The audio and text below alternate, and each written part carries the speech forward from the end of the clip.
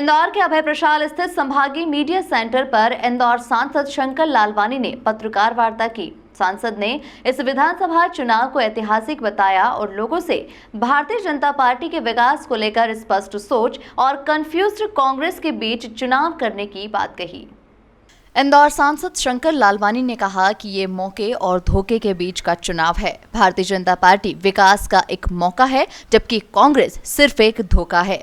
सांसद ने कहा कि ये चुनाव भारतीय जनता पार्टी के विकास और कांग्रेस के विनाश के बीच है और उन्हें पूरा भरोसा है कि मध्य प्रदेश की जनता विकास को ही चुनेगी, क्योंकि जनता मोहब्बत की दुकान से नफरत का सामान बेचने वालों को पहचान गई है।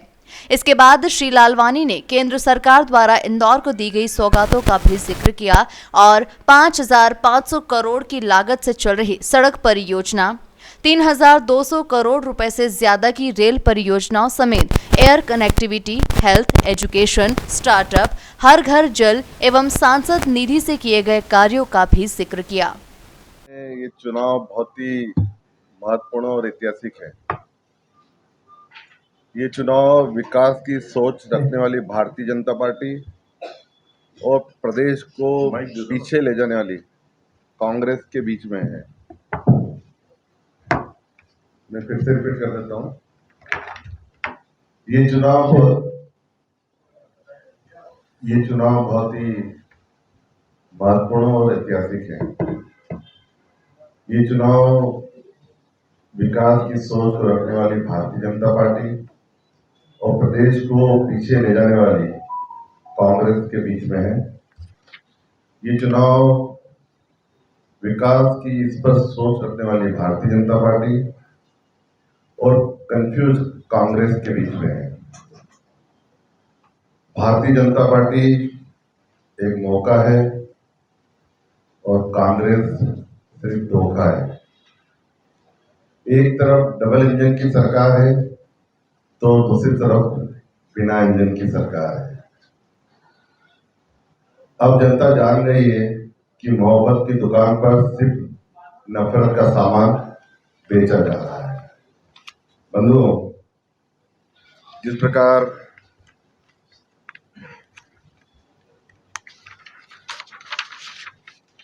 आजादी के अमृत महोत्सव में पूरे देश में विकास की बात चल रही है और इस आजादी के अमृत महोत्सव में मध्य प्रदेश की भी महत्वपूर्ण भूमिका है और इस मध्य प्रदेश की महत्वपूर्ण भूमिका में इंदौर की भी महत्वपूर्ण भूमिका है।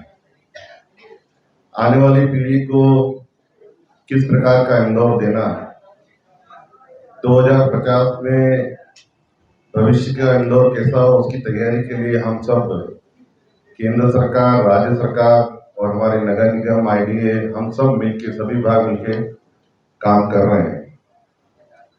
माननीय प्रधानमंत्री नरेंद्र मोदी जी के नेतृत्व में पिछले वर्षों जो हमारे शहर में विकास के काम हुए हैं, उसी कुछ वानगी में आपके बीच में रखने जा रहा हूँ।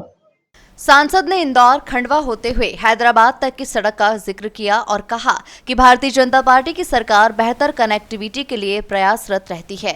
इसी के साथ ही बताया कि इंदौर खंडवा के बीच ब्रॉडगेज रेल लाइन कन्वर्जन का काम भी तेजी से चल रहा है और ये काम जल्द ही पूरा हो जाएगा। इसके बाद इंदौर से लेकर खंडवा तक विकास काफी तेज गति से होगा। साथ ही लालवानी ने इंदौर से हरदा, बैतूल, नागपुर होते हुए कोलकाता तक की बेहतर होती कनेक्टिविटी का भी जिक्र किया। लालवानी ने बाईपास पर बन रहे 5 ओवरब्रिज, शहर के विभिन्न हिस्सों में बन रहे 5 रेलवे ओवरब्रिज तथा भारत सेतु बंधन योजना के तहत शहर में बन रहे 4 फ्लाईओवर का भी जिक्र किया और कहा कि इंफ्रास्ट्रक्चर डेवलपमेंट एवं कनेक्टिविटी हमारी प्राथमिकताओं में शीर्ष पर है। सांसद लालवानी ने 3,200 करोड़ रुपए की लागत से हो रहे रेलवे के कामों का भी जिक्र किया। सांसद लालवानी ने इंदौर की बेहतर होती एयर कनेक्टिविटी के बारे में विस्तार से बात की और कहा कि पिछले 5 सालों में इंदौर एक अंतर्राष्ट्रीय हवाई अड्डा बन गया है। इसी के साथ ही यहां पर अंतर्राष्ट्रीय कार्गो टर्मिनल का शुभारंभ भी हो चुका है। 26 से ज्यादा विमान के पार्किंग्स की यहां पर सुविधा है और वर्तमान एयरपोर्ट को 1 करोड़ से ज्यादा यात्रियों के आवागमन के लिए अपग्रेड करने की योजना पर काम चल रहा है।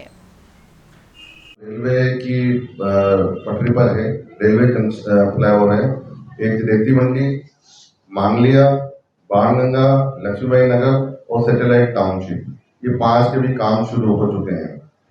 4 फ्लाईओवर के काम और हाल ही में शुरू हुए हैं। एक हमारा जो फ्लाईओवर है आईटी पार्क के वहां पर, दूसरा मूसाखेड़ी, तीसरा सत्य साई, चौथा देवास नाके। देश के इतिहास में आजादी के बाद केंद्र सरकार द्वारा पहली बार 14 ब्रिज एक साथ इंदौर में बन रहे हैं। यह अभी तक का एक रिकॉर्ड है।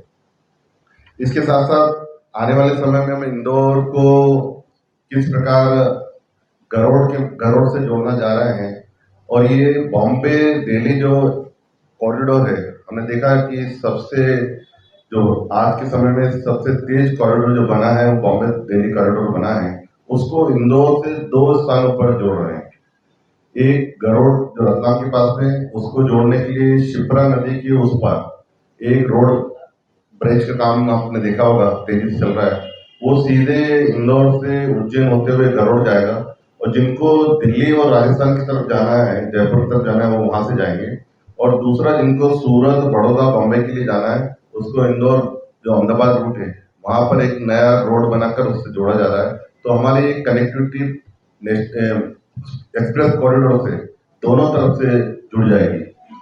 इन सब कनेक्टिविटी को अगर देखें तो आने वाले समय में इंदौर एक लॉजिस्टिक हब बनने जा रहा है, क्योंकि इंदौर एक देश के मध्य में है, और उसी को ध्यान में रखते हुए केंद्र सरकार ने पूरे देश का पहला लॉजिस्टिक हब 11,000 करोड़ का इंदौर के पास में, जो बेटमा और पीतमपुर के बीच में इंदौर एयरपोर्ट से 20 किलोमीटर दूर, उसका भूमि पूजन माननीय प्रधानमंत्री जी ने किया है।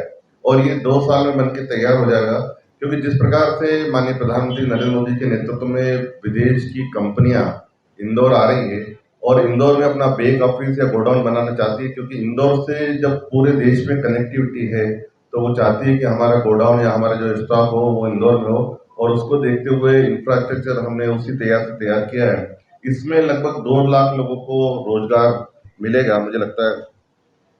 और इसके अलावा जो एक पार्क, टेक्सटाइल पार्क बना है, जो कि इंदौर से लगभग 50 किलोमीटर दूर बना है, उसमें 10,000 करोड़ का इन्वेस्टमेंट होने जा रहा है। और मुझे लगता है इससे भी इंदौर की कनेक्टिविटी को ध्यान में रखते हुए नया एम्प्लॉयमेंट जनरेशन होगा। भारत का दूसरा आउटर रिंग रोड या बाईपास इंदौर में प्रस्तावित है, और उसमें 2 फेज में काम होगा। पहले फेज की प्रोसेस आगे बढ़ चुकी है, और उसके बाद दूसरा फेज जो होगा वो अगली बार जिसकी तैयारी चल रही है। पहले फेज के लिए केंद्र सरकार ने सिद्धांत सहमति दी है, उसका सर्वे का काम आने वाले समय में शुरू होगा। जहां तक हम बात करें रोजगार, आईटी और एम्प्लॉयमेंट की बात करें, माननीय प्रधानमंत्री जी ने, हमने देखा किस प्रकार इंदौर में स्टार्टअप की पॉलिसी का लॉन्चिंग किया था। उसके बाद इंदौर आने वाले समय में अभी से स्टार्टअप का इको फ्रेंडली स्थान बन गया है, और देश के हमारे नवयुवक अब इंदौर आ रहे हैं। पिछले दिनों में 5,000 से ज्यादा स्टार्टअप रजिस्टर्ड हुए हैं, जो कि एक अपने आप में मिसाल है। तो इसको भी लेकर इन देश में किस प्रकार से इंदौर स्टार्टअप के हमारे नौजवान को अट्रैक्ट कर रहा है, वो हमने इसमें देखा। इस अवसर पर राष्ट्रीय पैनलिस्ट राकेश सिंह, प्रदेश प्रवक्ता गोविंद मालू, नरेंद्र सलूजा, आलोक दुबे, प्रदेश सह मीडिया प्रभारी दीपक जैन टीनू, प्रदेश मीडिया टीम के सदस्य प्रेम व्यास, मीडिया प्रभारी रितेश तिवारी, जिला मीडिया प्रभारी वरुण पाल, सह मीडिया प्रभारी नितिन द्विवेदी मुख्य रूप से उपस्थित रहे। इंदौर से द नेशन टाइम्स की रिपोर्ट।